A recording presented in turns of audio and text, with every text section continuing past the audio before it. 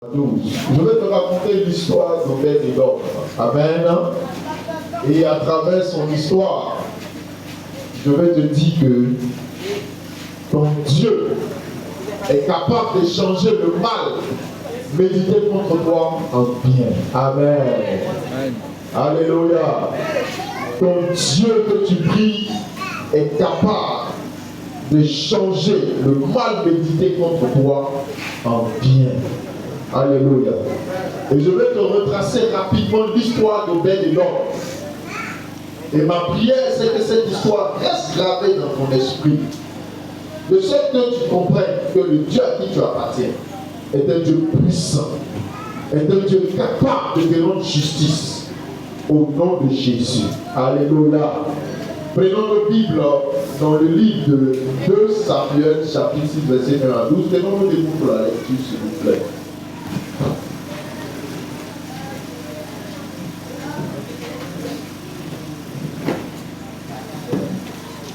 Samuel chapitre 6, verset 1 à 12.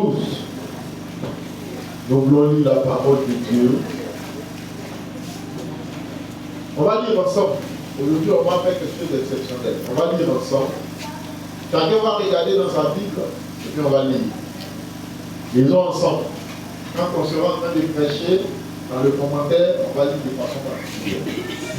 1, 2 et 3. David rassembla encore toute l'élite d'Israël au nombre de 30 000 hommes.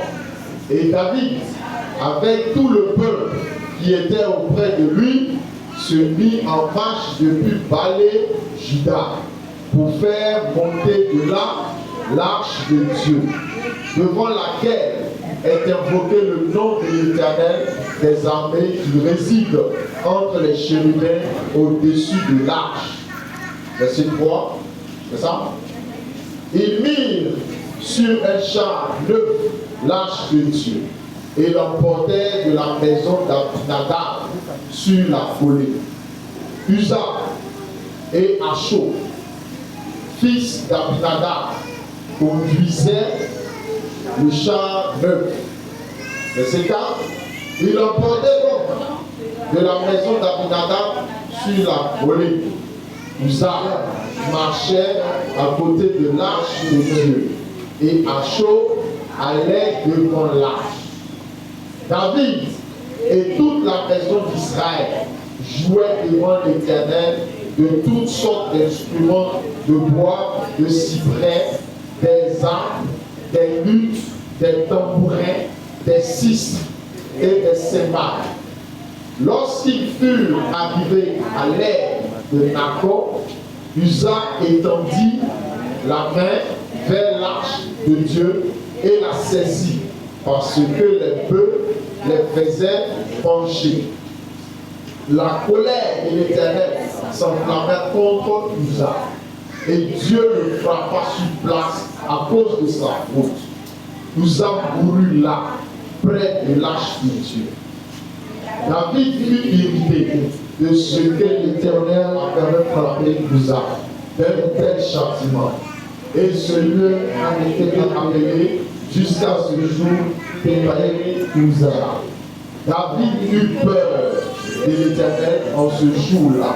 Et il dit, comment l'arche de l'Éternel entrerait-elle chez moi? Il ne voulut pas retirer l'arche de l'Éternel chez lui dans la cité de David. Et il la fit conduire dans la maison d'Obed-Édom de Gath. L'arche de l'Éternel resta 3 mois dans la maison d'Obed-Édom de Gath. Et l'Éternel bénit Obed-Édom de toute sa maison. On vint dire au roi David, l'Éternel a béni la maison d'Obed-Édom et tout ce qui était à lui, à cause de l'arche de Dieu. Et David se mit en route, et il fit marcher l'arche de Dieu depuis la maison d'Obed-Édom jusqu'à la cité de David au milieu des réjouissances. Amen. Acclame le Seigneur très fort. Et assieds-toi dans la présence de Dieu sur la tête de tes ennemis au nom de Jésus. Alléluia. Je dis ce matin que le Seigneur, ton Dieu, changera tout mal médité contre toi en bien. Au nom de Jésus. Aussi longtemps que tu lui appartiens, il va changer tout le mal qui a été médité contre toi en bien. Au nom puissant de Jésus. Est-ce qu'un enfant de Dieu peut me donner un amen très fort? Alléluia. Bien-aimé, ce matin, celui qui dit amen que son frère, il prend toute la bénédiction et rentre à la maison. Alléluia. La Bible dit que le royaume des cieux est pour les violents. Il est forcé. Et ce sont les violents qui s'emparent du royaume. Donc si tu es venu ce matin, pensant à tes problèmes, ton voisin qui est à côté dira amen et il prendra la bénédiction. Est-ce qu'un enfant de Dieu peut dire amen? Maintenant, à ça, si tu dis amen et tu te tiens debout pour lever la main vers le ciel, tu le reçois, tu le reçois, tu le reçois, tu le reçois, tu le reçois. Alléluia. La manière dont Dieu a donné CP, BPC, qui te donne ce qui est à toi. Alléluia. La manière dont Dieu donnera aussi le bac et le BTS, qui te donne ce qui est à toi. La manière dont le Seigneur donnera les concours, les affectations, les promotions, la gloire, que pour toi vienne à toi. Alléluia. Je dis ce matin que l'Éternel, ton Dieu, que tu pries, que tu as, avec qui tu as décidé de marcher, va changer tout mal qui a été médité contre toi en bien. Alléluia. Alléluia. Alors, bien aimé, ce matin, nous venons de lire l'histoire d'Obed-Édom. Alléluia. Obed-Édom. Dis à mon frère, Obed-Édom. Dis-lui bien, Obed-Édom. Je n'ai pas dit Odom et Obed. Je dis Obed-Édom. Amen. Alléluia. Voici un homme qui vivait tranquillement à Jérusalem, dans sa maison. Et comme ça, le roi David a médité contre lui le mal. Est-ce que tu comprends ça? Il a médité contre lui le mal. Je t'explique. On a lu. Je vais t'expliquer rapidement et tout dans le passé. L'arche de l'Éternel, c'est cette représentation de Dieu dans le temple. Et l'arche, en Israël, quand elle est présente, le Seigneur se manifeste et il fait des exploits avec son peuple. Alléluia. Cette arche-là, les Philistins sont venus combattre les enfants d'Israël et ils ont porté l'arche. Amen. C'est comme on a l'église ici.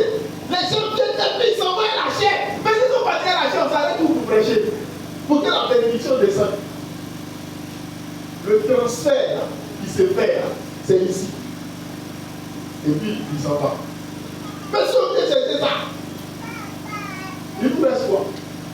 Et les Philistins ont pris l'arche. Ils sont partis à ça.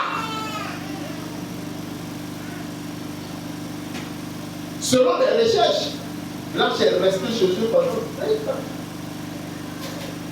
Et quand David a accédé au pouvoir, il dit non, ce n'est pas normal. Parce que l'arche là, c'est fait en or. Il dit ce n'est pas normal que l'arche reste chez des personnes qui ne connaissent pas Dieu, chez les Philistins là-bas. On va aller chercher l'arche. Donc, ce jour-là, c'est un jour particulier, c'est un jour exceptionnel. Tout le peuple, comme un seul homme, s'est mobilisé pour aller chercher l'arche. L'arche là, à ses principes, à sa façon d'être transportée.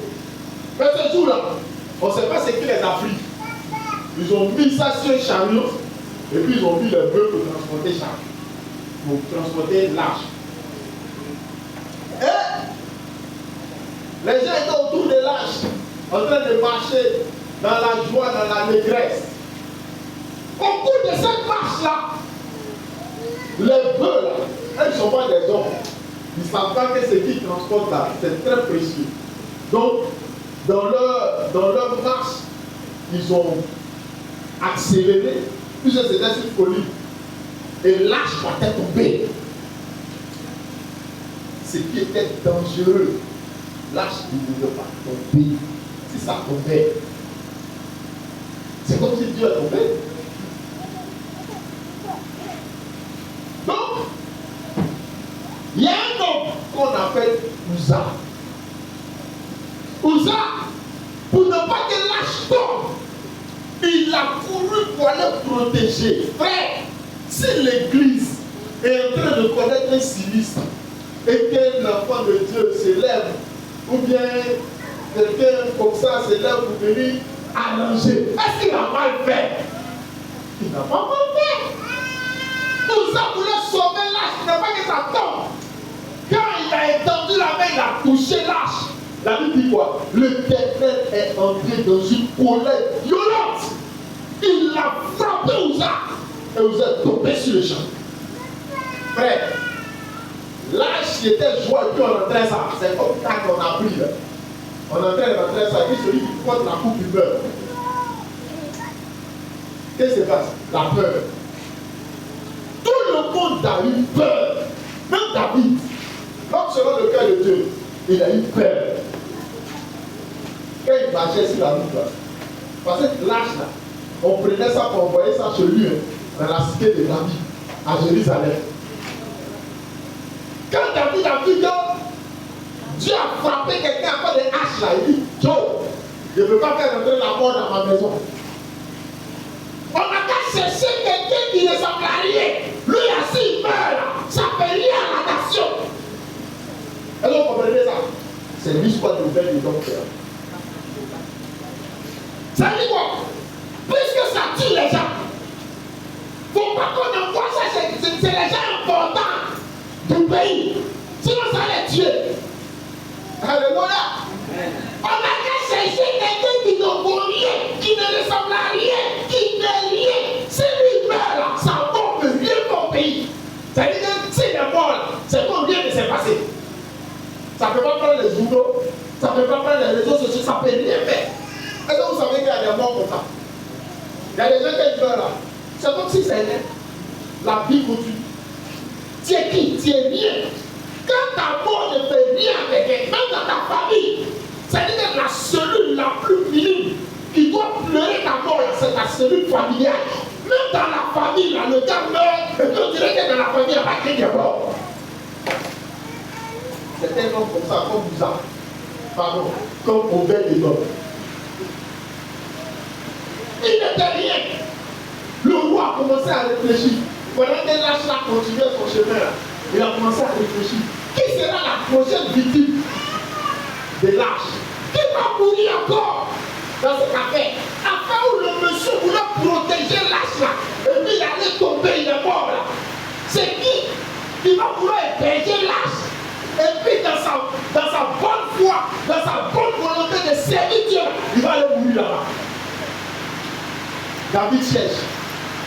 Il cherche dans sa tête. Le prochain sur la liste, il est mort. Il dit lui, ça ne rentre pas dans sa maison. Il ne faut pas un seul de ses enfants va mourir.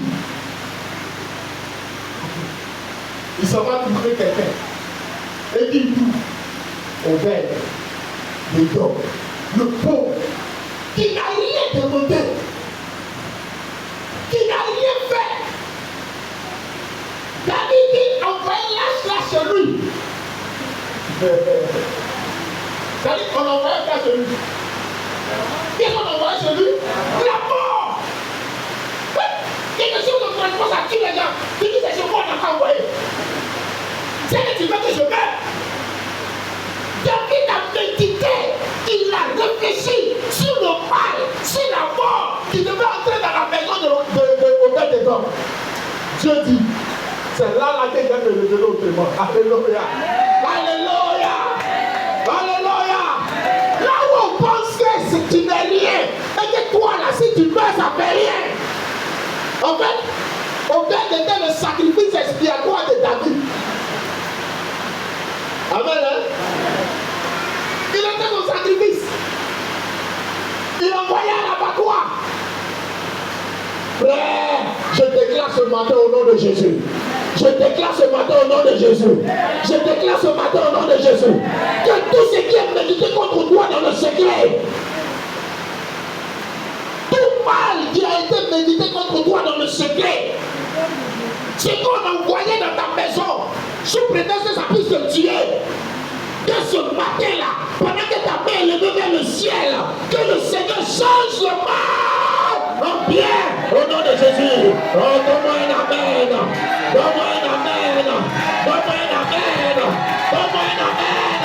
Pendant que ton amen résonne, pendant que ton amen résonne, pendant que ton amen résonne, quelque chose se passe dans le ciel. Alléluia. Écoute-moi bien, je vais te donner un exemple pratique. On sait qu'une jeune fille dans une maison, c'est un soulagement pour la maman, n'est-ce pas? La jeune fille là, c'est une sorcière. Elle a tourné dans toutes les maisons, elle a fait des gars. Maintenant, on ne sait plus où on la met. Ils ont réfléchi jusqu'à c'est chez toi, on veut l'envoyer. Qu'est-ce qu'on est en train d'envoyer? Problème. On t'envoie quoi? La mort. Mais je déclare que cette mort-là va se transformer en la vie. En la vie. En la vie. En la vie. En honneur. Alléluia. Alléluia. Aucun des hommes était innocent. Il n'avait rien fait à David. Il ne fait rien à David. Mais ils ont déjà pris lâche chez Abinadab. On ne peut plus ramener ça là-bas. Enfin, ça a tué quelqu'un. Et puis c'est le fils d'Abinadab, mais c'est ça tué. Alléluia. On ne peut plus ramener. Il faut que l'âge continue son parcours. Il fallait trouver un bouc émissaire. Il fallait nous trouver quelqu'un ici qui on allait mettre dans cette faute-là. Et dans la réflexion de David, il dit il y a un gars quelque part là-bas. Là. Le gars là, c'est-à-dire qu'il n'a pas de droit. Il n'a pas de vie. Et tu sais que c'est comme ça que tes ennemis te voient. Ceux qui veulent te donner la mort. Ils estiment que tu n'as pas de droit, tu n'as pas de vie. Tu n'as pas droit au bonheur. David a estimé que Obed-Édom n'avait pas droit à la vie. Il fallait qu'il meure. En voyant l'âge qui tue les gens là chez lui. À sa grande surprise, dis avec moi, à sa grande surprise. À sa grande surprise. Dis avec moi, je déclare. Oh, dis avec Dieu, tiens-toi debout, je déclare. Je déclare ce matin que mes ennemis seront surpris. Mes ennemis, mes détracteurs, ceux qui veulent me voir mourir, seront surpris. Ceux qui veulent me voir dans l'échec, la pauvreté, la misère, je déclare qu'ils seront surpris. Ils seront surpris. Au nom de Jésus. Est-ce que tu peux t'asseoir sur la tête de tes ennemis ce matin? Alléluia. Alléluia.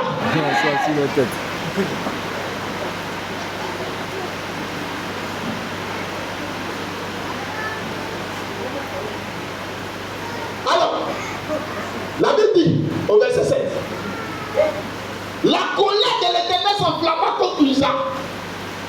Et Dieu le frappa sur place à cause de sa faute. Isaac mourut là, près de l'âge. Et il est lâché là même là. Quand ça l'a tué, c'est garé en même temps. Et puis on réfléchit. C'est où vous voyez? Alléluia.